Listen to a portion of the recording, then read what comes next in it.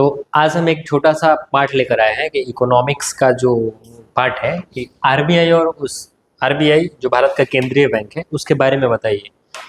वो आपके लिए भी वीडियो उपयुक्त है यदि आप कंपटीशन की तैयारी कर रहे हैं या फिर आप बीपीएससी यूपीएससी कुछ का भी हो, तो उसके लिए भी ये वीडियो महत्वपूर्ण है क्योंकि इसमें बहुत सारा कंटेंट डाला गया है। यदि इसको हम शुरू करते हैं तो सबसे पहले इसकी स्थापना क्यों किया जाता है, क्योंकि भारत में कोई केंद्रीय बैंक नहीं थी उस समय। 1926 की बात हो रही है। तो 1926 में सबसे पहले एक कमीशन लाया गया। 1926 में एक आयोग लाया गया, एक आयोग का गठन किया गया जिसको बोलते हैं Hilton young commission. Hilton young commission लाया गया, हिल्टन यंग आयोग लाया गया और इसको बोला गया कि आप एक भारत के लिए केंद्रीय बैंक जैसी व्यवस्था को मंजूरी दीजिए।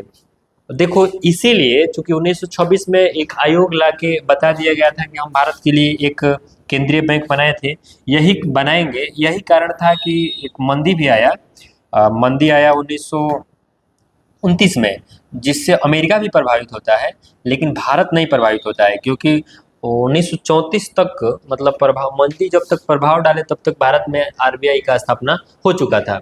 तो जब इसका हम पढ़ेंगे कि 1926 में हिल्टन यंग आयोग बना, तो 1934 में एक एक्ट लाया गया जिसको 1934 का अधिनियम बोला गया।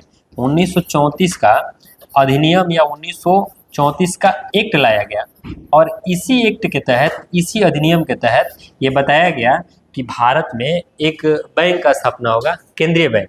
और इस केंद्रीय बैंक में ये बोला गया कि मतलब 1935 में एक्ट लाया गया और नेक्स्ट डेट बताया गया कि 1 अप्रैल, समझो कि उस दिन मूर्ख दिवस था, तो 1 अप्रैल 1935 को आरबीआई का स्थापना कर दिया गया। यानी कि 1 अप्रैल 1935 को इस बैंक का स्थापना कर दिया गया। किस बैंक का स्थापना किया गया? तो आरबीआई का। 1 अप्रैल 1935 में इसका स्थापना किया गया। किस अधिनियम के तहत किया गया? तो 1934 का अधिनियम के तहत किया गया। स्थापना कब किया गया? 1935 में। अब आपको पता होना चाहिए कि जब इसका स्थापना किया गया तो इसका हेड क्वार्टर कहाँ था? तो जब इसका स्थापना किया गया तो इसका हेड क्वार्टर था कोलकाता। यानी कि स्थापना होने के समय इसका हेड क्वार्टर था कोलकाता। लेकिन जस्ट 2 साल बाद यानी कि 1937 में, 35 में स्थापना हुआ और 37 में हम पाते हैं कि इसका हेड क्वार्टर स्थानांतरण करके और अस्थायी रूप में कहाँ कर दिया गया? तो अस्थायी रूप में इसका हेड क्वार्टर मुंबई कर दिया गया। यानी कि जब इसका स्थापना हुआ तब इसका हेड क्वार्टर था कोलकाता और जब स्थापना होने के जस्ट 2 साल बाद 1937 में इस बैंक का अस्थायी रूप से हेड क्वार्टर, मुख्यालय बना दिया गया मुंबई। और उसके बाद हम पाते हैं कि अप्रैल 1947 तक, यानी कि इसको देखो कि अप्रैल 1947 तक,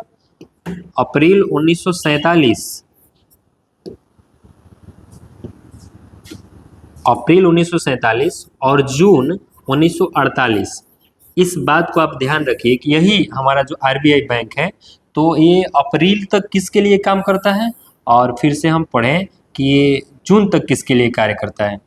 और इसको भी देखो, ये भी जून तक। तो जब इसको हम देखते हैं तो इसको पाते हैं कि ये वर्मा, यानी जिसको हम बोलते हैं म्यांमार के लिए काम करता है। अप्रैल 1947 तक भी म्यांमार के केंद्रीय बैंक के रूप में भी कार्य करता है। म्यांमार के केंद्रीय बैंक के रूप में भी हमारा आरबीआई काम करता है। म्यांमार के केंद्रीय बैंक के रूप में यही आरबीआई काम करता है। और जून 1948 तक पाकिस्तान का भी सेंट्रल बैंक के रूप में कार्य करता है। पाकिस्तान के केंद्रीय बैंक के रूप में भी हमारा यह आरबीआई काम करता है, केंद्रीय बैंक के रूप में। जब इसका स्थापना हुआ था तो हम पाते हैं कि यह एक निजी, यानी कि स्थापना के समय आरबीआई क्या था? तो स्थापना के समय जब आरबीआई के बारे में हम पढ़ते हैं तो स्थापना के समय यह एक निजी ज्वाइंट स्टॉक कंपनी थी। जब स्थापना हुआ, कब स्थापना हुआ? तो स्थापना इसका हुआ 1 अप्रैल 1935 को। उस समय यह एक प्राइवेट, यह माने आरबीआई, यह प्राइवेट ज्वाइंट स्टॉक कंपनी थी, ज्वाइंट स्टॉक कंपनी थी, स्टॉक कंपनी थी। और इसके पास पैड अप कैपिटल कितना था, कितने पैड अप कैपिटल के साथ इसका स्थापना हुआ, तो इसके पास पैड अप कैपिटल था ओनली 5 करोड़ रुपीज़। और 5 करोड़ रुपीज़ के साथ इसका स्थापना होता है। किसका स्थापना होता है? आरबीआई का। जब स्थापना हुआ तो मात्र ये बोले एक प्राइवेट कंपनी थी, और स्थापना होने के बाद यानी कि 1949 में इसका राष्ट्रीयकरण किया गया। यानी कि आरबीआई का बोलो कि राष्ट्रीयकरण कब किया गया, तो 1949, डेट आप याद रखिएगा कि 1949 में। अब आप इसका डेट बताओ, आप बताना, कमेंट में बताना किस डेट को। 1949 में यह राष्ट्रीयकृत बैंक बन गया, यानी कि इसका राष्ट्रीयकरण संपन्न हुआ। राष्ट्रीयकरण का मतलब क्या होता है? राष्ट्रीयकरण का मतलब होता है कि प्राइवेट से किसी संस्थान को सरकारी करना, प्राइवेट से सरकारी करने की जो योजना है उसी को बोलते हैं राष्ट्रीयकरण। तो इसका राष्ट्रीयकरण 1949 कब डेट था वो आप बताइएगा। इसके बाद हम पाते हैं कि सबसे पहले इसके गवर्नर कौन थे, सबसे फर्स्ट इसके गवर्नर कौन थे। तो देखो नेक्स्ट वीडियो में, नेक्स्ट पेज पर देखते हैं कि आरबीआई के सबसे पहले गवर्नर कौन थे। तो आरबीआई के गवर्नर, जब हम पढ़ेंगे आरबीआई के गवर्नर, तो सबसे पहला इसके गवर्नर कौन था। देखो एक एक करके सब समझते हैं कि इसका सबसे पहला, और धीरे धीरे कौन कौन बनते जाते हैं। तो इसके सबसे पहला जो गवर्नर हम पाते हैं तो पाते हैं Osborne Smith, first Osborne Smith, इसके पहले गवर्नर ऑसबॉर्न स्मिथ। यह एक अंग्रेज थे, एक अंग्रेज था। सेकंड भी जो बनता है ये फर्स्ट गवर्नर, फर्स्ट, और सेकंड था जेम्स टेलर, इसका नाम था जेम्स टेलर, ये भी एक अंग्रेज था, ये सेकंड हो गया। ये दोनों ब्रिटिश थे, यानी कि इंडियन नहीं थे। और इसका थर्ड हम देखें कि गवर्नर कौन था, तो इसका थर्ड गवर्नर थे सीडी देशमुख, सीडी देशमुख, ये थर्ड गवर्नर थे आरबीआई के।